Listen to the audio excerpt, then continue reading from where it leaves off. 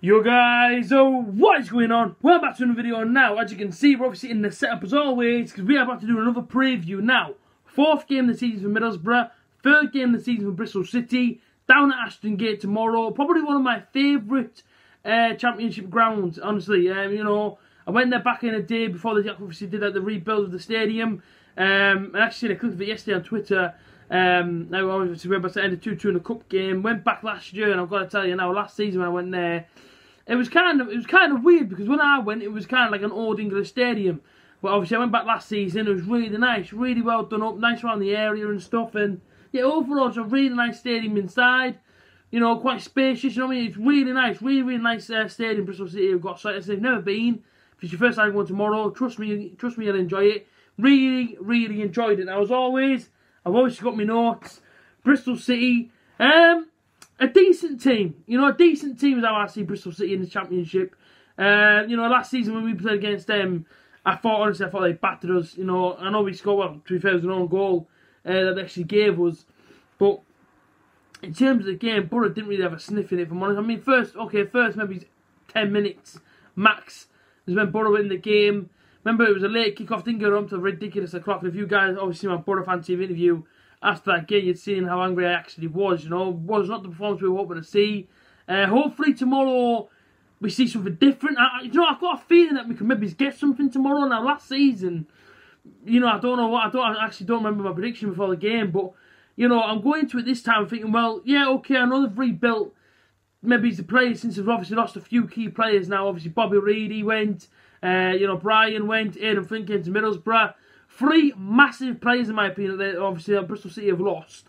They've still got some good ones in there, though, which I'll get onto in a little bit. But yeah, I say, you know, they're still very much a threat. You know, the season's only just opened as well. I don't know if it's 14th, but they probably will be somewhere higher up by the end of the season. But like I say, man, Bristol City, good football inside. I like the manager as well. Lee Johnson, fantastic manager. I really am a big fan of his. Big fan of the work that he does at Bristol City. So, you know, I've got a lot of respect for them. I really do, you know. I'm looking forward to it. I wish it was closer to Middlesbrough, Bristol City, but unfortunately it's not. So 5.5 hours worth, so you know, I mean, some journey down there. But hopefully we're rewarded for our efforts tomorrow. That's the big thing now. Talking on the league table, talking on Bristol City, they've actually picked up 2 points in the last 2 games now. You know, still unbeaten, but of course, everyone, obviously, I think they come into this one actually off the back of a 1-0 loss at home to Plymouth Argyle on Tuesday night. But of course, that would not be the 11 that's going to play tomorrow. The same as Middlesbrough came into this one off the back of a 4-3 penalty shootout win after ending 3-3. You know, it's one of them where the first team has had a good week off. Everyone's going to feel fresh tomorrow, and everyone's going to be ready to go. So, you know, they've had two decent games. I mean, the first one being Nottingham Forest at home, where it's a drew 1-1. Everyone, including myself, I'm expecting these lads to fight this league, Nottingham Forest, to be promoted, whether that be automatically or in the playoffs. They've built some team there. You know, brilliant fan base, brilliant stadium.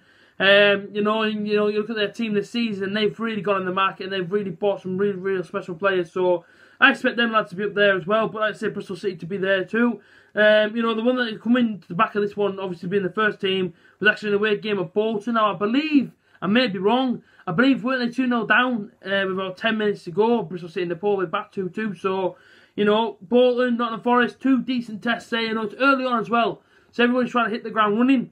At the minute they sit 14th now. As for BORO, if we can get a win tomorrow, that puts us to 10 points, and that'll put us a point ahead of everybody else, including Leeds, who are obviously second below us, but they're actually a point below us. So, yeah, if BORO can get a win tomorrow, it's happy days for us. That puts us on 10 points. It's been a really good start of the season for us. You know, away from the point side, away from result tomorrow, I've been really impressed, and I don't think anybody expected us to have the start we had. You know, 7 points out of the last 3 games, and we really are playing as a unit. You know, the proper togetherness, as Tony Pewdie says, and you know, you can see it even in the under 23 side. I played Tuesday night against Nottingham Forest. You can see it in them. You know what I mean? You can see it in the boys. Everyone is feeling good. Everyone's feeling positive, and that's the way to look at it now. Bristol City, as I've already said, you know, about the league table and whatnot, they have got some really powerful players in their team, including one of the signs that they made in the summer. And now they took this lad of BORO, Andreas Wyman. He's a fantastic talent. He really is good. Coming from Derby last season. You know, I should say this season came from Derby. That guy there is a massive threat. He is massively threat.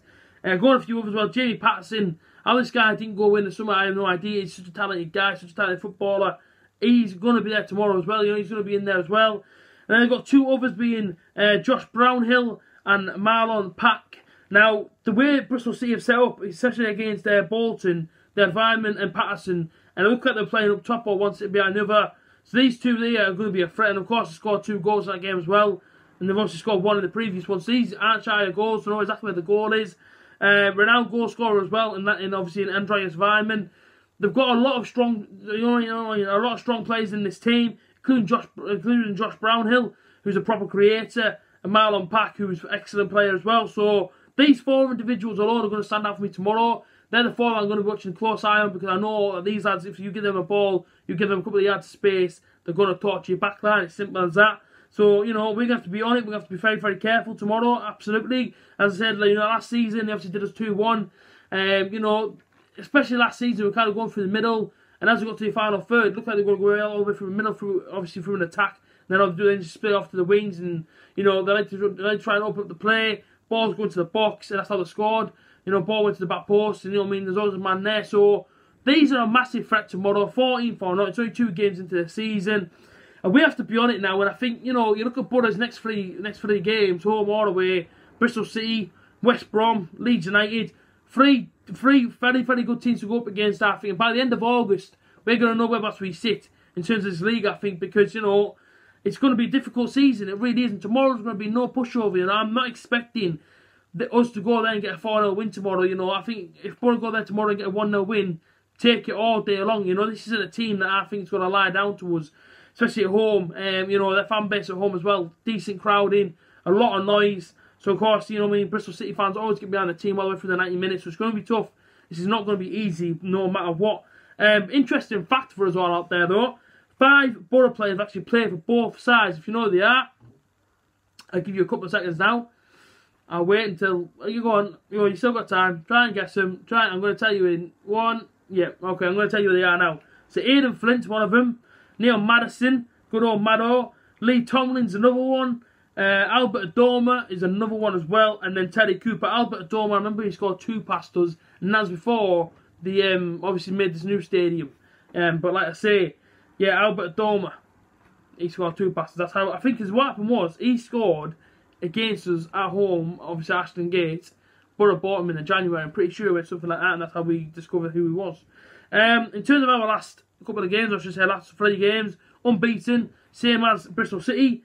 First game was obviously Millwall away, which I talk about to everybody and say I don't know how we did it, but we did it, and probably one of the best away days I've been on in a long time in terms of that game.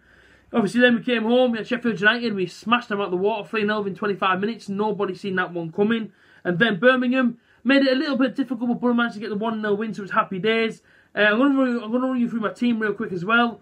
This is the team that I think you will probably set up with tomorrow, being Tony Pulis. We do know Jordan Hugill is still unavailable, but he's going to be on the grass next week. Obviously with the boys training. Rudiger Stead's still out. Harry Chapman, which is a massive blow. It actually is a massive blow that guy got injured against our county. Apparently his shoulder sort of popped out, but they put it back in, but apparently he stretched some ligaments. So he's unavailable, at least for a good 3 or 4 weeks, they're saying. So that's a big miss in him. Obviously Tavernier is still there. Stephen Walker, who obviously made a massive impression against our county. Will he be on the bench tomorrow? I'd take him personally, why not? But in terms of the team, this is the team I'm going to go for. As always, in goal, Randolph. The back 4. Ayala is back now, but they said that he played an hour on Tuesday night against Ross County, and that the guys, obviously, Bob Purely said that he's a little bit tired. So I doubt he'll play tomorrow if all he can last was an hour against Ross County. We've just come back from an injury, so I think he'll take a bit of time to come back and recover. But I think the back 4 is going to go Shotton, Flint, Fry and Friend. The 2 in front of them, Clayton and Howson. Dowling will be on the right, Wing to be on the left, and Braithwaite to sit in behind Son Bolonga up top. That's the team. It's good enough. Listen, it's a good enough team to compete, but I do agree with Tony Pulis in his press conference this morning. You know what I mean? We do need new names. We do need a few more bodies in there. But listen, as for tomorrow, this is not going to be easy. It's going to be such a hard game. You know, Bristol City, I've seen them all last season. They were very good. Very well organised as well. Powerful team, you know, strong lads in their team as well. Very physical side. So Boro are going to have to be prepared for all them things that are going to come our way.